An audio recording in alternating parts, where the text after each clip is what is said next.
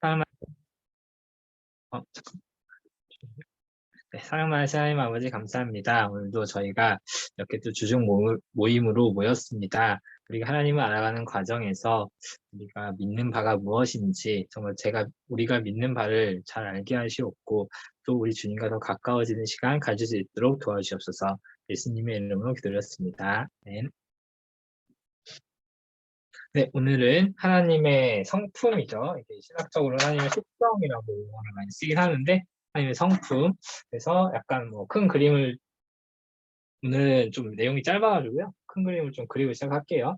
처음에 우리가 성경론을 했어요. 조직신학 시간을 가지면서 성경의 여러 가지 주제에 대해서 하나하나 살펴보는 그런 작업들을 우리가 하고 있죠. 그래서 우리가 처음에 우리 모든 신앙의 근본인 성경이 무엇인가에 대해서 성경론을 배웠고 그 성경을 지으신 분 그리고 그 성경에서 말하는 바인 우리가 믿는 하나님이 누구이신지에 대한 신론 시간을 가지고 있습니다. 그리고 그 하나님의 존재 혹은 인격에 대해서 우리가 살펴보고 있고요. 그리고 그 하나님의 성부 하나님의 사역에 대해서 이게 아마 한 11과 10과 11과 11과 12가 아무튼 그 정도 있을 거예요. 그렇게 있을 거고 이제 하나님의 존재에 대해서도 하나님의 존재 자체에 대해서 이제 존재의 자체에 대해서 뭐 존재의 논쟁이라든지 뭐 논증이라든지 이런 걸 배웠었고요. 그리고 그 다음에 하나님의 이제 속성 그리고 성품으로 갔어요. 우리가 지난주부터. 그래서 하나님의 속성은 크게 여러 가지 이 하나님의 속성을 이제 나누는 이렇게 프레임을 잡는 방법이 여러 가지 있지만 우리는 공유적 속성과 비공유적 속성인데 비 먼저 쓸게요. 비공유적 속성과 공유적 속성에 대해서 이제 이걸 나눠서 살펴볼 겁니다. 비공유적 속성은 하나님께서만 가지고 계시고 다른 피조물들은 갖출 수 없는 그리고 갖추고 있지 않은 갖출 수도 없는 그런 속성들이에요. 뭐 영원성, 뭐 불변성 이런 것들이 있었죠. 지난주에 편재성 이런 것도 있었고요. 그리고 오늘부터는 이제 오늘이 6과죠. 6, 7, 8, 9 해서 총 4번의 시간 동안 우리가 이 공유적 속성에 대해서 배울 겁니다. 자, 그럼 이 공유적 속성을 가져와서 보면은 이 공유적 속성은 이제 하나님께서 인간에게도 일부 허락하신 성품들이에요.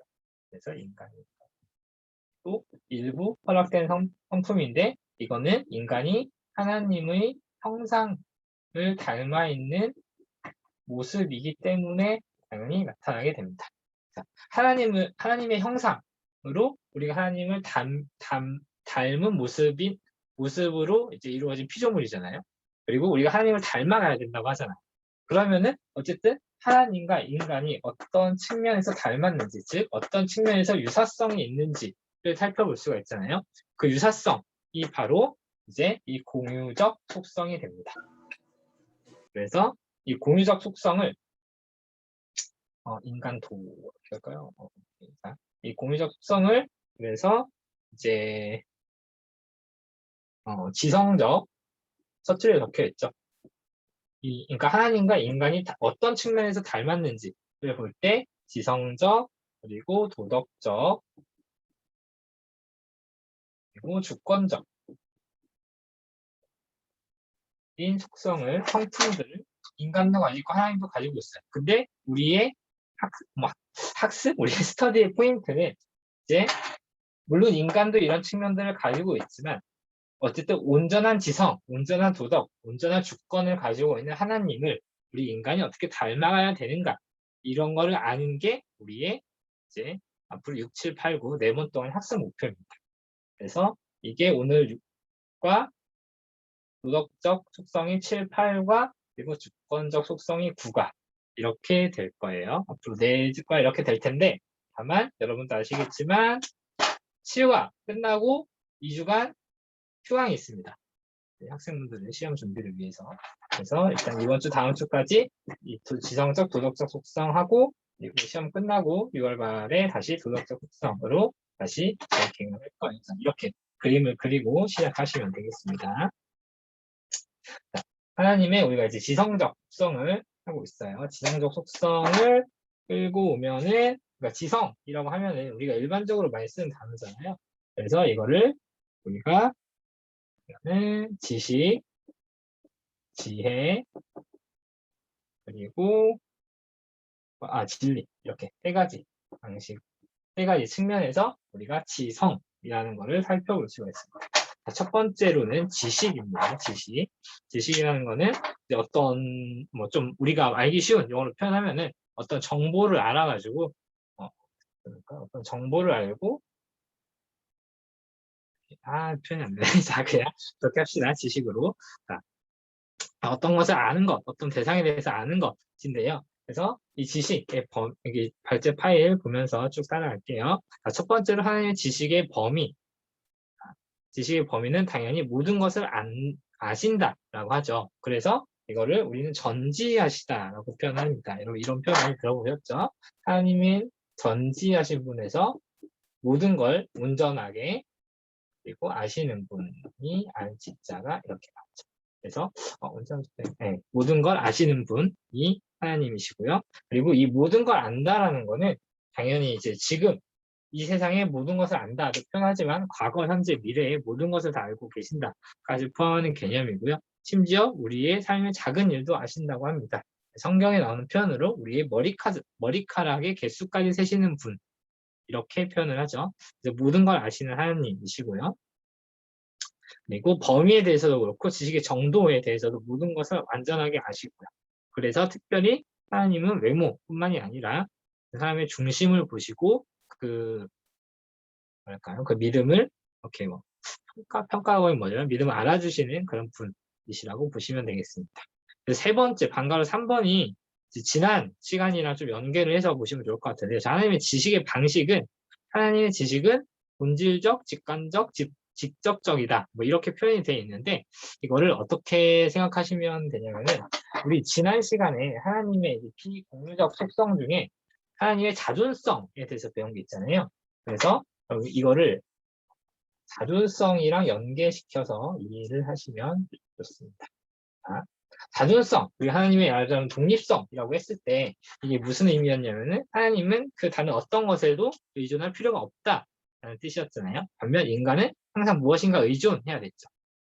이거를 지식 측면에서 생각을 해보면은 우리 인간은 지식을 얻기 위해서 공부를 해야 되죠.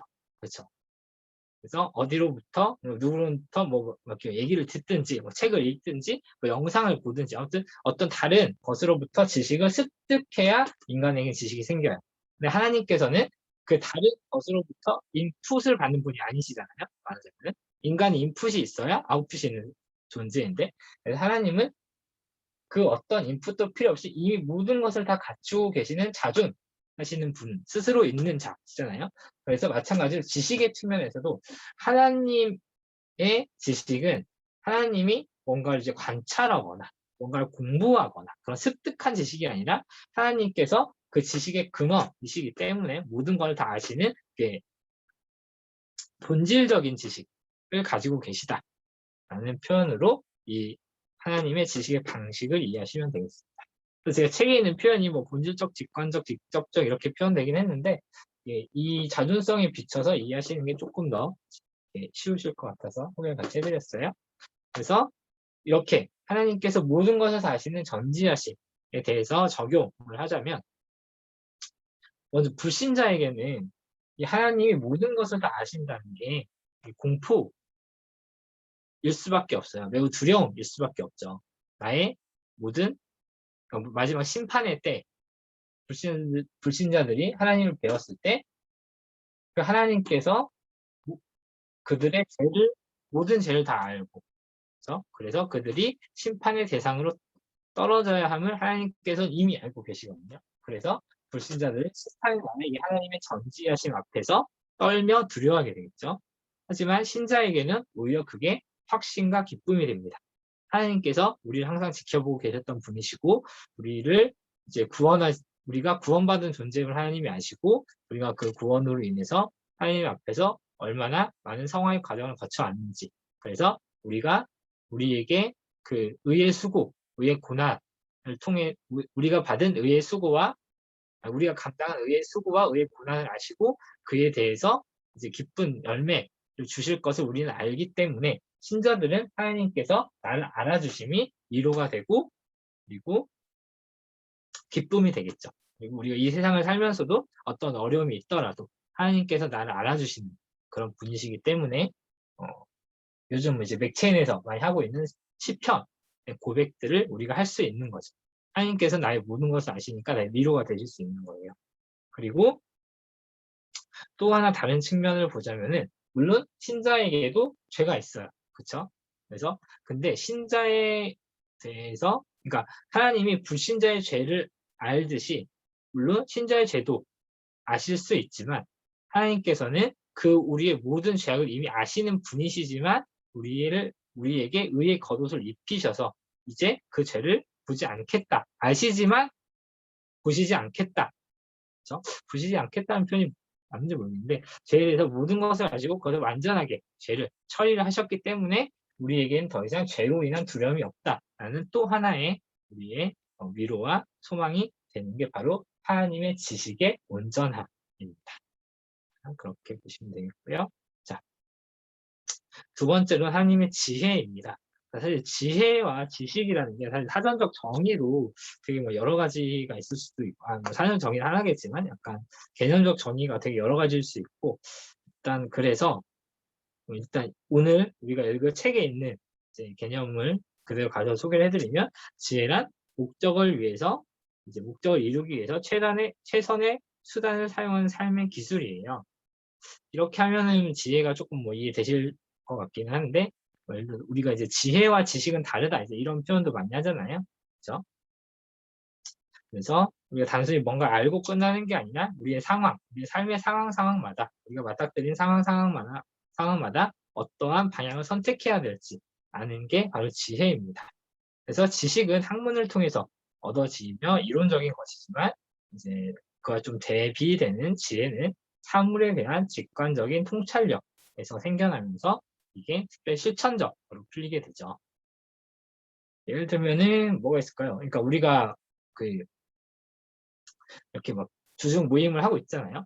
그래서 주중 모임에서 책을 통해서 어떤 이렇게 이제 이런 신학적인 개념들을 알고 신학적인 뭐 뜻을 알고 이런 것들을 얻는 건 이제 지식의 과정이지만 예를 들면은 이거를 제가 여기서 이렇게 발제를 하면서 이제 여러분들한테 그러니까 뭐 다른 이제 뭐 청년분들한테 어떻게 전달할지 좀 더 이렇게 뭐 발음 이렇게 좀 이렇게 괜찮은 비유 드립도 쳐가면서 이렇게 어떻게 전달할지를 잘 고민할 수 있는 거는 이제 그건 지혜의 영역이겠죠.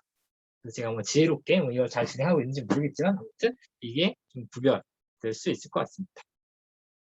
그래서 하나님의 지혜는 특별히 이제 하나님의 사역들에서 많이 드러나요. 그래서 하나님의 사역이 우리가 여기서 이제 할 테지만 창조 그리고 재창조 혹은 창조, 뭐 섭리, 구원 이런 데서 하나님께서는 지혜를 보여주십니다. 특별히 어떻게 보시면 될 거냐면 우리가 하나님의 뭐 존재 논증 그런 거 1과나 뭐 2과 이런 거에서 했을 때 이제 하나님이 존재하실 수밖에 없는 여러 가지 이유. 그러니까 사실 그때는 이제 하나님이라는 그러니까 하나님 또 하나님이지만 이제 신이 존재하는 유신론 이런 거에 대해서 얘기 많이 했었죠. 그래서 신이 존재할 수밖에 없는 여러 가지 이유 중에 하나가 이 세상의 어떤 조화로움 이런 것들도 막 많이 배웠었잖아요. 네, 그런 것들을 봤을 때 하나님께서 이제 모든 것을 이제 이 세상이 잘 돌아가도록 정돈하시고 일치되도록 창조하신 그런 지혜를 볼 수도 있고요. 이건 이제 일반 은총적인 측면에서 접근을 했을 때도 이런 하나님의 지혜로우심을 우리가 볼 수 있고요. 또 은총적으로 접근했을 때도 구원, 사역 이런 거에서 봐서도 하나님의 지혜로움을 알 수가 있습니다. 자, 예를 들면 구원 사역에 있어서 죄를 지은 그러니까 심판을 받아야 될 인간을 위해서 여기서 그러니까 하나님이 있고 그리고 인간이 있어요. 그래서 원래는 이 인간이 이제 심판을 받을 존재여야 되는데 이 신이 인간을 이제 구원 하기 위해서 끌어올려야 돼요. 그래서 세상의 모든 종교는 이 끌어올림을 위해서 인간이 이렇게 올라가야 되는 걸 요구를 하거든요. 이제 뭐 고난, 뭐 고행을 요구를 하거나, 또뭐 어떤 뭐랄까 열반에 이를 것을 요구를 하거나 그러거든요. 근데 하나님께서는 이게 사실은 인간적인 생각이죠. 우리 인간적인 생각으로는 인간이 조금 더 높은 경지에 이르기 위해서는 인간이 올라가야 된다라는 게 일반적인 생각인데 하나님께서는 이게 절대로 안 된다는 거를 아셨죠. 인간의 그렇죠? 모든 걸 다 아시니까 인간이 스스로는 이렇게 올라올 수 없는 분이라는 걸 아신 거예요. 그래서 그러면 어떻게 해야 돼? 인간이 올라가야 되는데 못 올라가. 그럼 그대로 인간을 버려? 가 아니었죠. 그래서 하나님이 택하신 방법은 이 하나님께서 신이 내려 이렇게 표현됩니다. 하나님께서 신이 내려오셔서 밑에서부터 이렇게 치고 올라가요. 밑에서부터 이렇게 쳐 올려주시는 여기를 이렇게 해서 이렇게 올려주시는 방법을 택하신 거예요. 스스로 내려오셔서. 이거는 이 세상에 그 어떤 누구도 상상하지도 못했던 방법이었을 거예요. 자, 우리는 참 감사하게도 이제 계시가 완성된, 성경이라는 계시가 완성된 시대에 살고 있어서 뭐 이제 뭐 은혜적인 측면에서는 조금 뭐 이렇게 마음적으로 멀어져 있을 수 있죠. 어쨌든 우리는 어렸을 때부터 아니면 최소한 뭐 몇 년간, 수년간은 예수님께서 인간을 위해서 친히 육신을 입고 내려오셔서 우리를 위해서 이렇게 십자가에 달리시고 우리를 구원해 주셨다. 이게 너무 당연하게 듣는데 사실 이거는 엄청난 말하자면 혁신이거든요. 구약에 있었던 예를 들어서 무세, 뭐 아브람, 뭐 다윗 이런 정말로 위대한 믿음의 선배들조차 물론 이제 성경을 통해 계시가 뭐 구약에도 되긴 했지만 어쨌든 하나님 예수님께서 친히 그 인간의 몸을 입고 이 땅에 내려오실 거라는 상상을 진짜 한 1도 못했을 거거든요. 그게 인간의 어떤 뭐 지혜와 지식의 한계였지만 하나님은 인간이 안 될 걸 아니까 직접 내가 내려가야겠다라는 그런 구원 사역에서의 완전한 지혜를 발휘하신 것으로 보시면 되겠습니다. 그래서 이제 하나님에 대한 지혜를 이제 우리가 적용했을 때는 하나님의 지혜를 경외해야 하고 우리가 아까 말했잖아요. 하나님의 형상으로서 하나님을 닮을 수 아니 말을 조심해야 되는데 어쨌든 하나님을 닮아가야 하는 그렇게 있습니다. 하나님을 닮아가야 하는 존재로 인간이 태어났어요. 그러면 당연히 하나님의 지혜를 닮아가야겠죠. 그리고 그 하나님의 지혜는 이제 당연히 성경에 담겨 있겠죠. 그래서 우리는 성경을 열심히 읽으면서 말씀을 읽고 삶에 적용하면서 이렇게 하나님의 지혜를 닮아가는 삶을 하셨으면 좋겠습니다. 자, 마지막으로는 하나님의 진리입니다. 자, 진리. 우리가 진리란 단어 많이 듣는데 사실은 이제 성경에서 진리란 단어 자체가 되게 여러 뜻으로 쓰이기도 하고 우리가 일반적으로 쓰는 진리라는 이제 단어도 되게 개념적으로 넓고 해서요.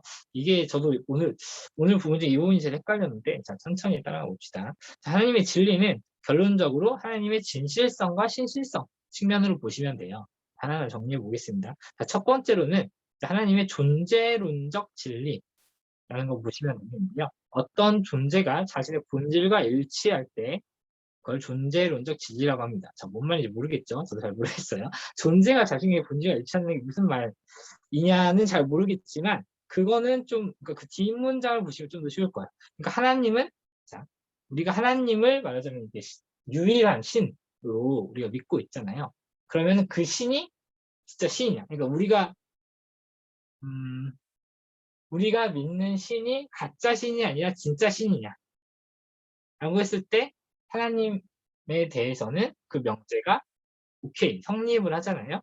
그래서 하나님이 거짓신과 상반되는 참신이시라는 측면에서 하나님은 진리이십니다. 이게 존재론적으로 하나님이 진실하시다라는 표현입니다. 이 부분은 어려우시면 살짝 넘어가셔도 됩니다. 자, 방가로 2번 한 번만 좀 보시면 될 것 같아요. 자, 방가로 2번은요, 하나님의 논리적 진리성이에요. 그러니까 논리적 진리라고 하면은, 지식과 실제, 그리고 이제 생각하는 것과 실제, 사이의 일치성이라고 하는데 이것도 이제 무슨 말인지 모르겠죠. 자, 그래서 하나님의 생각은 진리다 라고 보시면 될 것 같아요. 자, 하나님께서 이건 앞에서 보시는 것 좀 돌아가면서 하나님 모든 것을 아시는 분이잖아요. 그리고 하나님의 지혜도 완전 아니잖아요. 그래서 하나님께서 아시고 계신 지식을 가지고 하나님께서 어떤 것을 판단하시고 생각하셨을 때 그것이 옳지 않을 수가 없다. 이런 말입니다. 자, 다시 한번 하나님께서 모든 것을 온전히 아시고 모든 것을 올바로 이제 판단할 수 있는 분이에요. 자, 그러면은 이 두 가지가 결합된 하나님의 생각들은 무엇이든 진리이겠죠. 그래서 이게 바로 이제 우리가 언제였죠? 읽어야 됐나? 성경론에 됐나? 그 절대선 막 이런 표현을 배웠었잖아요. 그래서 하나님께서 판단하시는 선과 악, 그러니까 하나님께서만 오로지 선과 악을 판단하실 참 다르게 선과 악을 판단하실 수 있는 분, 그게 하나님의 진리이죠. 조금 더 확장해서 말씀을 드리면 우리 예전에 제가 선악과에 대해서 한번 살짝 얘기해 드린 적이 있죠.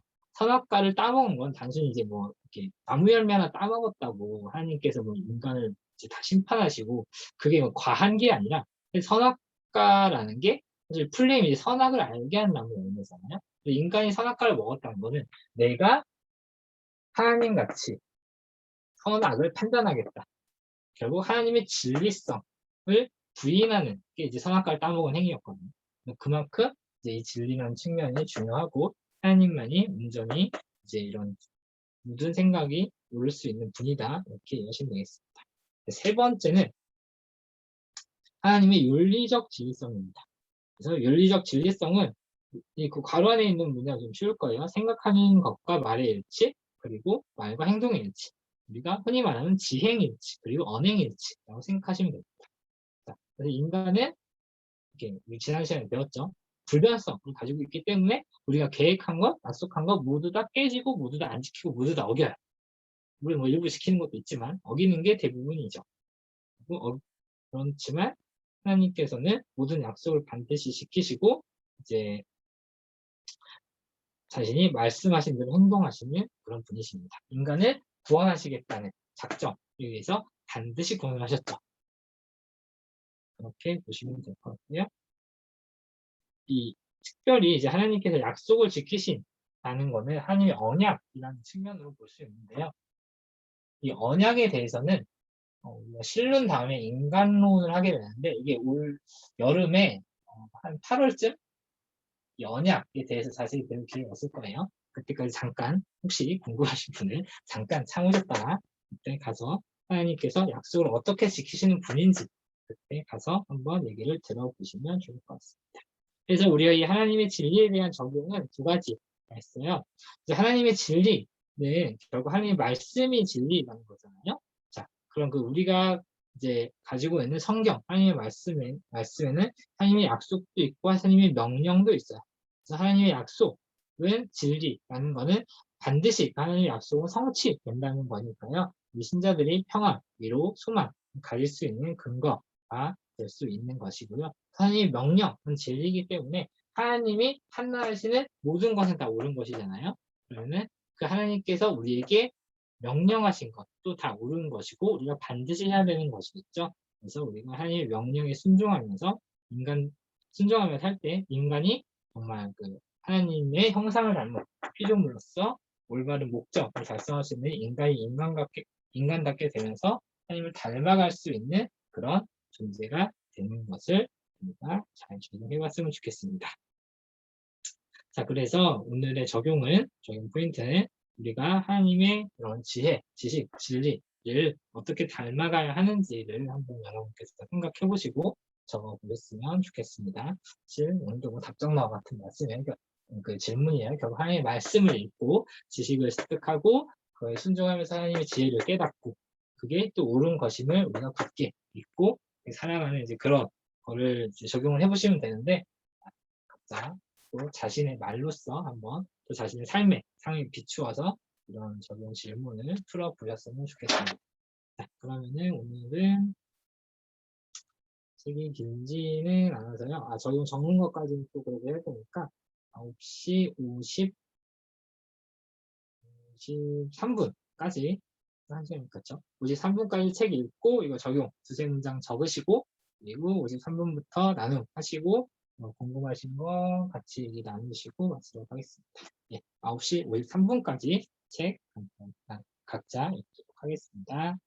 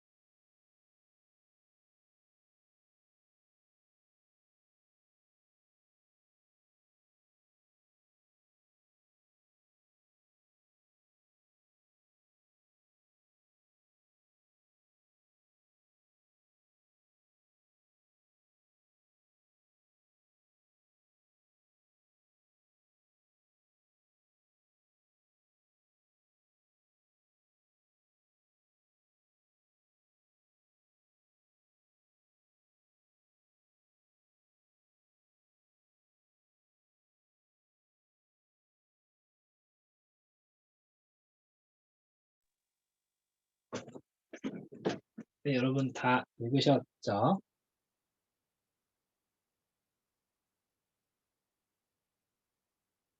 마무리되셨지요?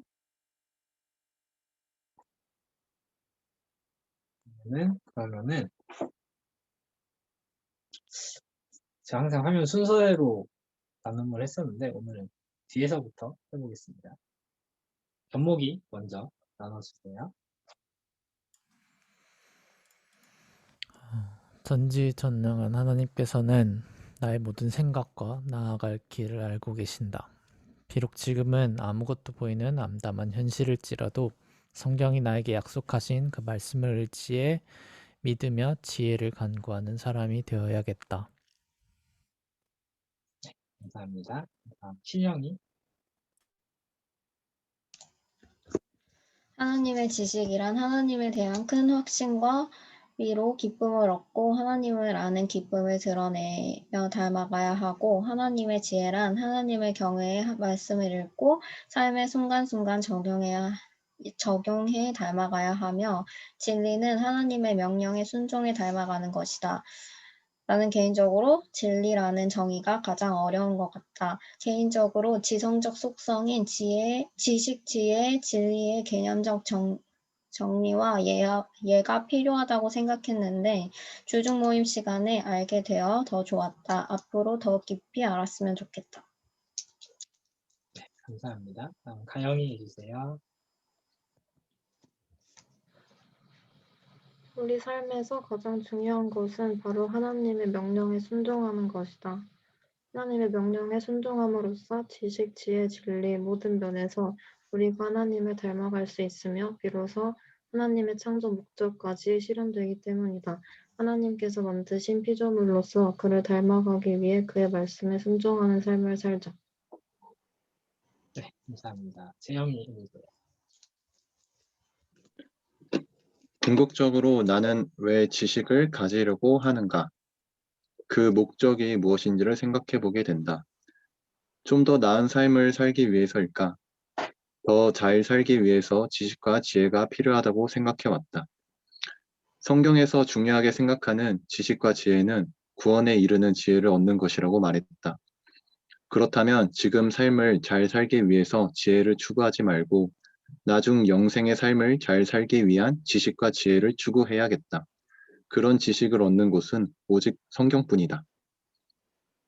그렇게 내가 하나님을 의지하고 성경을 읽어야 할 이유는 명확해진다. 감사합니다. 마지막으로 제가 하겠습니다. 나는 하나님의 명령에 순종하기 싫어서 하나님의 말씀을 모르는 척할 수도 있다.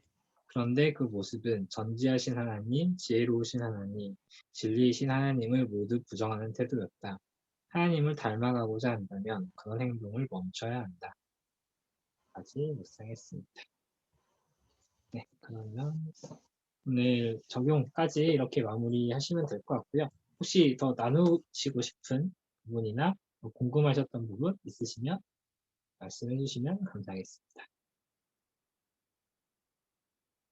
저 먼저 하나 잠깐 말씀드리면, 말씀드리면 살짝 빼먹었는데, 우리가 진리라는 말을 좀 익숙하게 접하는 말씀 중에 하나가 예수님께서 몇 절이었죠? 어디였는지 잘 기억이 안 나는데, 나는 길이요 진리요 생명이니 나를 따르지 않고서는 아무도 아버지께 이를 자 없느니라, 이런 말씀을 하시잖아요. 그때의 진리가 존재론적인 진리라고 보시면 될 것 같아요. 그래서 예수님께서 그러니까 아까 존재론적인 진리가 그러니까 하나님이신 하나님이 그러니까 신이신 하나님이 거짓 신이 아니라 참 신이다, 이런 게 이제 존재론적인 진리라고 표현을 했잖아요. 그래서 예수님께서 스스로 나를 참 신이다 라고 표현을 하신 거고, 그렇기 때문에 사실 유대인들이 네가 인간인데 무슨 신이냐 사실 이러면서 이제 유대인들이 이제 예수님에 대해서 반발했었죠. 그래서 예수님께서 내가 길이요 진리요 생명이다 라고 표현하신 것은 하나님의 그런 존재론적인 진리에 대한 말씀이었다는 것을 알아두시면 좋겠습니다. 그래서 우리가 이제 조직 신학이라는 게 어쨌든 약간은 우리가 이제 그러니까 지식이라고 했죠. 이 이론적인 지식에 조금 집중이 돼 있는 측면이 어쩌서 조금 있기는 한데, 어쨌든 우리가 이런 개념들을 하나하나 알게 되면 우리가 진리신 예수님, 이게 어떤 의미인지 우리가 더 알게 되잖아요. 더 알면은 아는 만큼 더 은혜가 될 거예요. 그래서 지금 여기 계신 분들은 거의 뭐 고정 멤버로서 꾸준히 참석해 주시는 게 참 감사하긴 한데, 이제 혹시 나중에 갑자기 이 모임에 어려움이, 마음에 부담이 느껴지시거나 혹은 이 영상을 나중에 보시는 다른 분들도 이제 이 시간을 어쨌든 꾸준히 참여하다 보면 더 큰 의미가 있을 거라는 걸 믿고 같이 함께 오래오래 잘 해주셨으면 좋겠습니다. 많이 쉽네요. 아무튼 진리, 그 길이를 진리로 생명할 때는 이제 존재론적인 진리입니다. 예를 들어서 우리가 뭐 우스갯소리 뭐 치킨은 항상 진리이다 뭐 이런 표현 할 때도 존재론적인 진리입니다. 치킨은 항상 모든 우리의 선을 됩니다. 여기까지 할게요. 네. 네, 혹시 또 다른 분 말씀 나누실 분 있나요? 저만 얘기해요.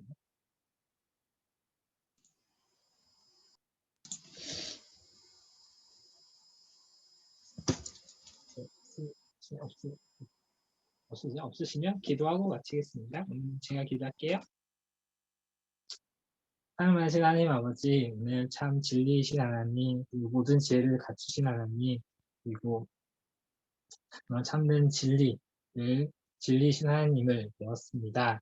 우리가 하나님의 지성적인 이런 측면들을 알아가는 데 있어서 우리가 하나님의 온전함을 우리의 지성으로 또 닮아갈 수 있게 해주심에 또 감사하며 하나님을 닮아가고 순종하는 삶을 우리가 또 감당하게 하시옵소서. 이 모든 말씀 예수님의 이름으로 기도드렸습니다.